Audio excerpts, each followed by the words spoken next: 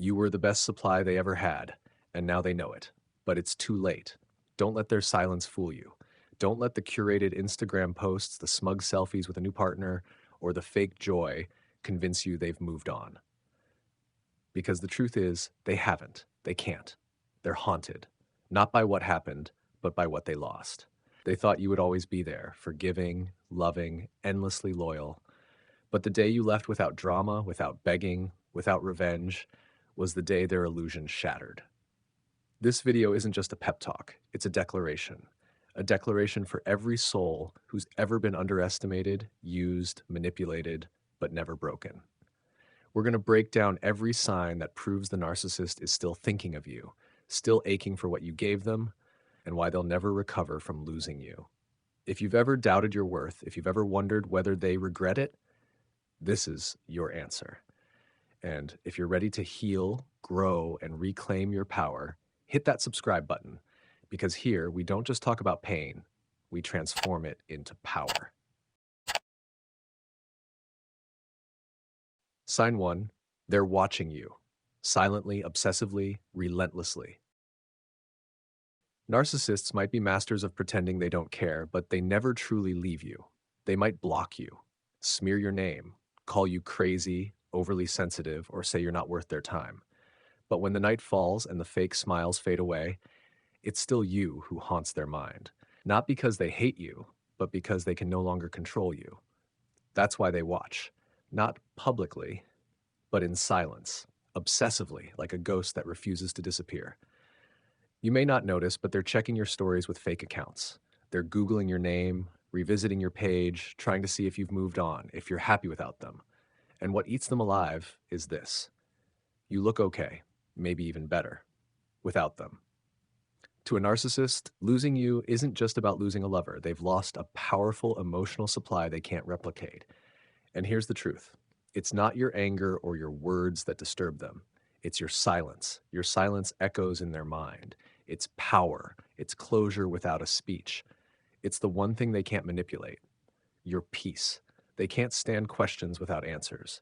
They hate seeing you self-sufficient, joyful, and free, because deep down they miss not you, but how being loved by you made them feel. They know no one else will ever love them with the same depth, grace, and truth that you did.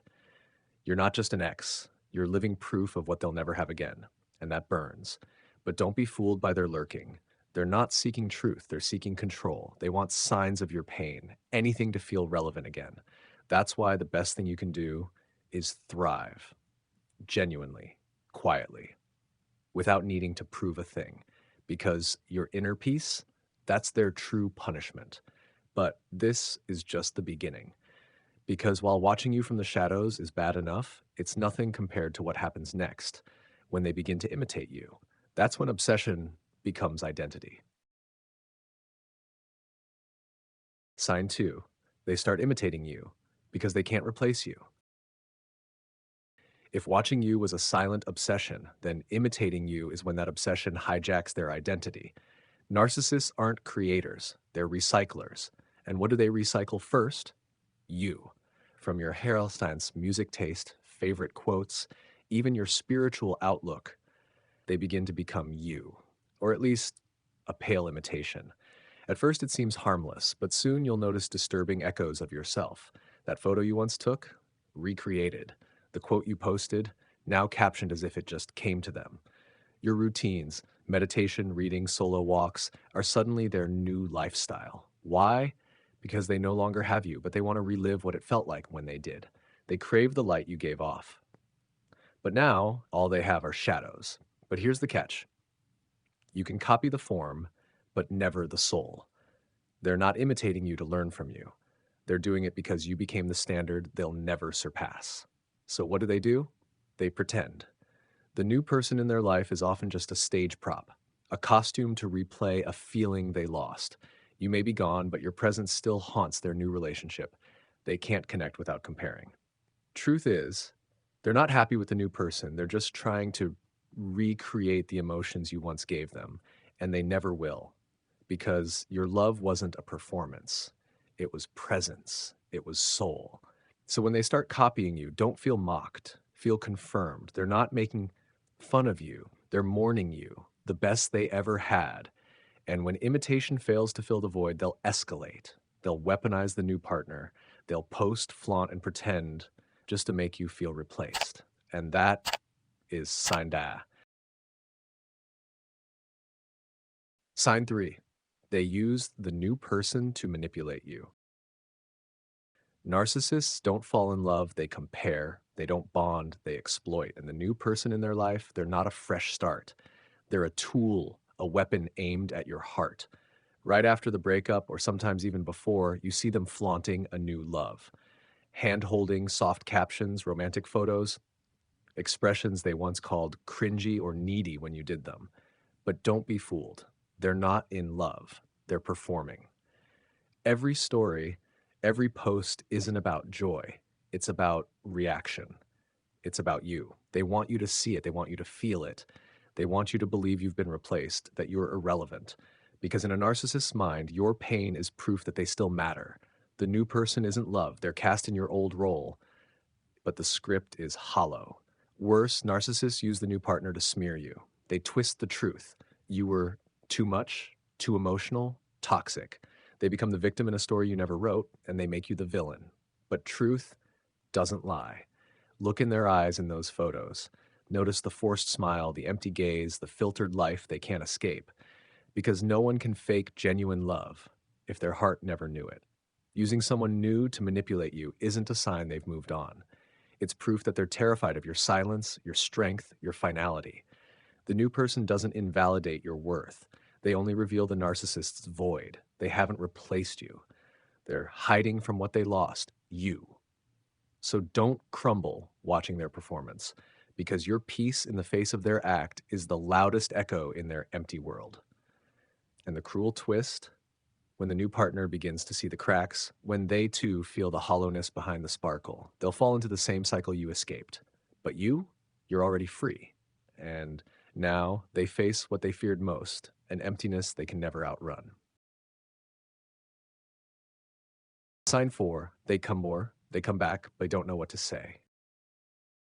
They disappeared for a while. No calls, no messages, no explanation, just vanished from your world as if you never mattered.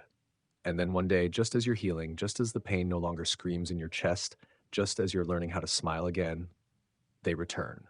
But not with an apology, not with remorse, just a vague message. Hey, how have you been? Or saw your picture the other day. At first glance, it may seem harmless, maybe even kind, but you know better. That's not care. That's a test. Because narcissists don't come back out of love. They come back because they can't stand your silence. They don't return to make amends. They return to find out whether you've truly let go, whether they still have emotional leverage. They don't know what to say because deep down, they know there's nothing left to say. No excuse they offer will feel real. No promise they make will mean anything. They once assumed you'd always be there, to forgive, to wait, to hope.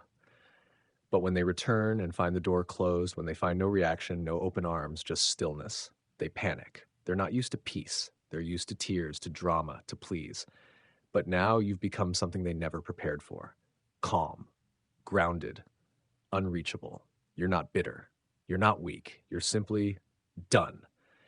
And to a narcissist, nothing is more terrifying than emotional closure they didn't control. So they return, hesitant, awkward, unsure, no longer confident, no longer in control.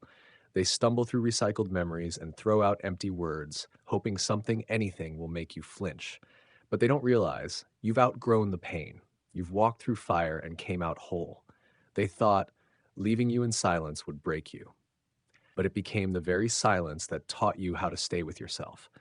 The very pain they caused became the catalyst for your freedom.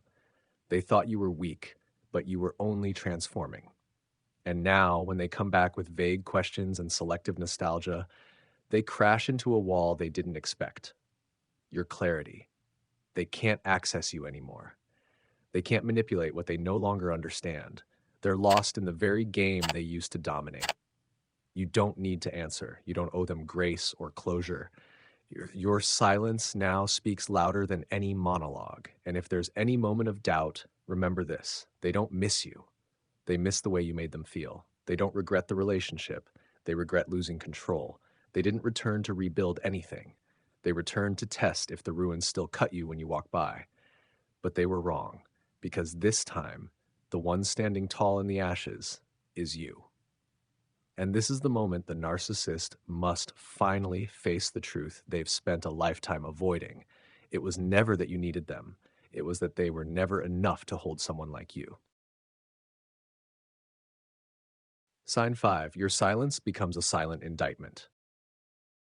You didn't speak up. You didn't post cryptic status updates. You didn't vent to mutual friends. You didn't explain. You didn't justify. You just went silent. And that, more than any accusation, is the loudest indictment the narcissist will ever face. Narcissists thrive in chaos. They understand the language of tears, rage, dramatic exits, and desperate pleas, because all of those things, even pain, still feed them emotionally. As long as you're reacting, they still have power. But when you go quiet, they start to vanish. In your silence, there's no space left for them, no stage to stand on, no lines left in the script. And to them, that's the harshest punishment imaginable. Your silence isn't just the absence of words, it's the presence of someone who no longer feels the need to explain. You're not seeking justice. You don't need validation, because you've seen enough and you've walked away without needing closure. While the narcissist scrambles to preserve their image, you're quietly rebuilding your world, and they're not even part of it. You're not waiting for them to change. You're not hoping they'll own their wrongs. And that is what terrifies them most, because you're no longer under their influence. Don't confuse silence with weakness. In truth, it's one of the most powerful choices you've ever made. When you don't respond, you deny them access. When you don't engage, you shatter the cycle they rely on to control you. They begin to lose grip. They start spiraling because they can't read you anymore. They can't predict your moves. They can't feed off your energy. And in that loss of control, they're forced to face the one thing they've always avoided, themselves. They may still post photos, still laugh, still smile, but inside, there's a storm, one they can't hide from, because they're no longer getting the emotional supply they once drained from you. You were their mirror, the one that reflected back their carefully crafted illusion. And now, that mirror is shattered. No more reflection, no more validation, no more control. Your silence forces them to ask the question they fear the most. Have they really moved on? And when the answer is yes, it sends them into a quiet panic. Because if you've truly moved on, then everything they once said, did, manipulated, now amounts to dust. No weight, no echo, just emptiness. And for a narcissist, that kind of void is a death sentence for their inflated but hollow ego. So when you say nothing, you say everything. Your calm, your peace, your indifference, that's your victory. No revenge, no retaliation, just freedom. And that freedom is deafening to them because it tells a story they can't rewrite. You healed, you grew, you escaped. But it doesn't end there, because when they can no longer handle your silence, when they realize they can't reach you anymore, they'll escalate. They'll do what they do best: lie about you, twist the narrative, recast you as the villain, even to their new partner. Sign 6, they lie about you to preserve their mask. When a narcissist can no longer break you with silence, they'll reach for a different weapon, an old one, but dangerously effective: lies. When they can't control your emotions anymore, they'll try to control the narrative about you. They can't stand the reality that you walked away without looking back, so they start rewriting history. They edit the past, recast the roles, and turn themselves into the victim in a story where you become the villain without your knowledge or consent. You once loved them with everything you had. You forgave. You tried. You swallowed your pain to keep something broken from falling apart completely. But when they talk about you, especially to someone new, you become the controlling one, too sensitive, the aggressor, or worse, toxic. Why? Because your very existence, the truth of what you gave, what you endured, and what you finally walked away from, is the biggest threat to the mask they now wear. They know that if others heard the truth, their perfectly curated persona would crumble. They would no longer be the victim.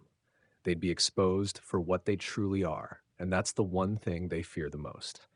So they do what they've always done: tear you down to build themselves up, distort your image to cover the cracks in their own. The stories they tell are not for healing, they're for damage control. They weaponize your name to shield themselves from accountability. They need the new partner to believe you were the problem, so no one asks the question they dread: why do all your relationships fall apart? But truth has its own quiet power. You don't need to defend yourself.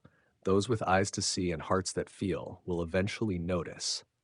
The person who constantly speaks ill of their ex is usually the one who should have been left. And the new partner, they may believe the lies at first, but slowly patterns emerge. They start to notice the difference between words and actions, between the public image and the private chaos.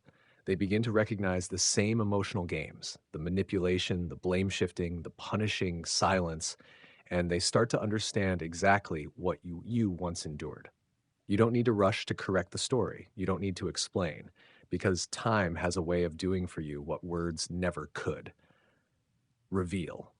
They may use the new partner to rebuild their image, but no one can wear a mask forever. And when it finally slips, what's revealed won't be a face, but emptiness. No love, no connection, just a person desperately seeking a reflection of themselves in someone else's eyes, again and again and again. You were once the mirror that reflected the best of them, the part they never had the courage to face. Now they try to recreate it with someone new. But the more they try, the more they realize no one can replace the presence and authenticity you once brought into their life. And when the lies stop working, when the new person begins to question, when the truth starts to surface, they'll return to their final trick: fake remorse, as one last attempt to reclaim control. And that leads us to say, when they finally say the words they should have said long ago: I was wrong, I miss you, I can't live without you. Um, but this time, you no longer believe them. Sign 7. They pretend to be sorry, but it's their final manipulation tactic. When all the lies stop working, when the new supply starts to doubt them, when the carefully constructed image begins to crack, the narcissist turns to something you didn't expect: fake remorse. They come back, not with arrogance, not with vague messages or indirect games, but with eyes that seem sincere and words dripping with regret. I was wrong. I think about you every day. No one understands me like you do. I can't live without you. And maybe for a moment you pause. Not because you still love them, but because a part of you once longed to hear those words. A part of you once begged in silence for them to realize your worth, to wake up, to choose you before it was too late. But now that the words are here, you feel something else entirely: a deep, quiet clarity.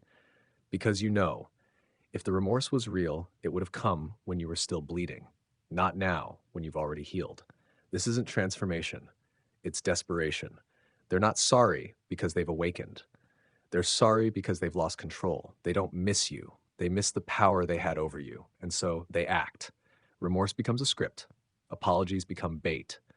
Change becomes the hook, because deep down, they hope you'll break your silence, that you'll hesitate, that you'll give them just one more opening to slip back in. But they don't realize you've changed.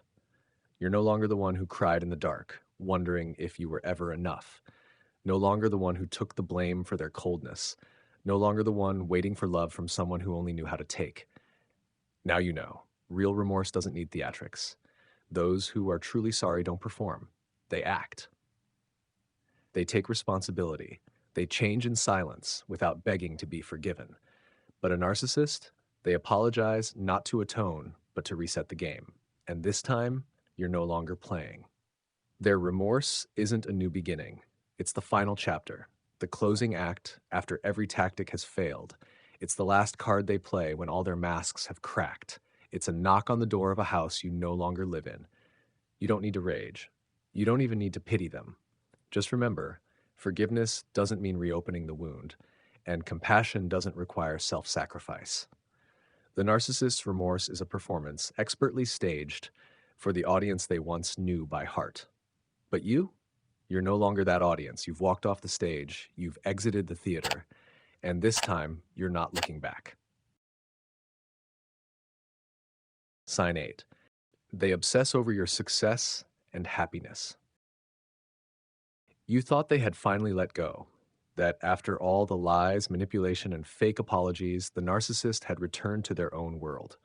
But no, a narcissist doesn't know how to truly let go. And what they now can't stop thinking about isn't your weakness. It's not your pain. It's not that you still care. It's the fact that you're thriving without them. You're radiant, you're at peace, you've moved on, not just survived, but bloomed. And to a narcissist, that is unbearable. You're living a life they once swore you couldn't handle on your own. You're smiling a smile they once tried to erase. You're building something meaningful without their validation, without their approval. And the worst part for them, you're not even mentioning them. You're not thanking them for making you stronger. You've simply outgrown them. So they begin watching you again, but not to understand you. No, they're watching to compare, to measure, to obsess. They scrutinize every photo you post. They read every word you write. They search for cracks in your joy, whispering to themselves, she's just pretending to be happy. Because if you're genuinely happy, it means one thing: they no longer matter. It means you were truly valuable, and they really were the one who lost something they'll never get back. And that truth, the truth that you've continued without them, and even better, is a brutal blow to the illusion they built about their own importance and influence. Then you start to notice it. They begin trying to outshine you. They suddenly take up new hobbies, reinvent themselves, launch social media projects, start looking spiritual, kind, productive. But it's not about growth. It's about competition. It's about proving to you and to themselves that they're still winning. But what they fail to understand is this: your life is no longer a contest. You're not racing them. You're not proving anything. And that, more than anything else, destabilizes them. Narcissists don't know how to define happiness without someone to outshine, someone to control, someone to dominate. And when you leave the game, they're left with nothing but emptiness. The brighter you shine, the more unsettled they become. The calmer you are, the more they spiral, because now they're left with only one echo in their mind. You were the best thing they ever had, and they destroyed it with their own hands. They have no more power, no more role, only regret, a regret they'll never admit. But you don't need their confession to know that you've already won. Not in a battle, but in your life. Sign 9. They begin to mimic your healing journey, but never touch the truth.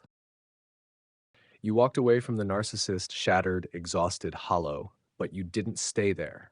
You began to heal, not performative healing, not healing to prove something, real healing, quiet, painful, lonely, the kind where you sit with yourself in the silence, name your wounds, and face your shame without flinching, without fleeing.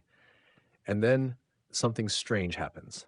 As you become clearer, stronger, more whole, the narcissist begins to mimic you. They start talking about healing, inner work, facing the ego. They keep sounding quotes, post pictures of yoga session, meditation, detox, smoothies, psychology books.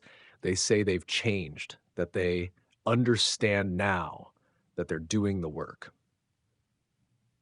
They're not doing it to discover the truth. They're doing it to reshape the image of themselves because they saw how you became calm, centered, magnetic, and they think, maybe I can do that too. They saw people respect you, love you, trust you, and they think, maybe I can fake that just enough. But there's one thing they'll never reach: depth. Healing isn't aesthetics. It isn't branding. Healing is owning your mistakes, sitting in your guilt, walking through your shame, and continuing, even when no one claps for you. And that's something a narcissist cannot do because their entire identity is built on denial. They can't bear the sting of humility. They can't look their emptiness in the face. They can't admit that they've hurt people, not out of ignorance, but out of entitlement. So their healing journey becomes hollow, a costume, a borrowed shell. And here's the most powerful part: you'll spot it instantly. Because you've really walked through the fire. You know what real transformation smells like. You've touched the bottom. You've rebuilt. You know what's real and what's rehearsed. They may fool others, but they can't fool you anymore. You don't react. You don't call them out. You don't need to say, because your lack of engagement, your refusal to play along, is the clearest difference between someone who's healed and someone who's just performing wholeness. And when they realize they can't get to you, even when they mirror your path, they'll start to unravel. No one to reflect off of, no one to compete with, no one to manipulate by pretending to be just like you. You've become a mirror that no longer reflects because you've stopped looking back. And that is a punishment no mask can survive.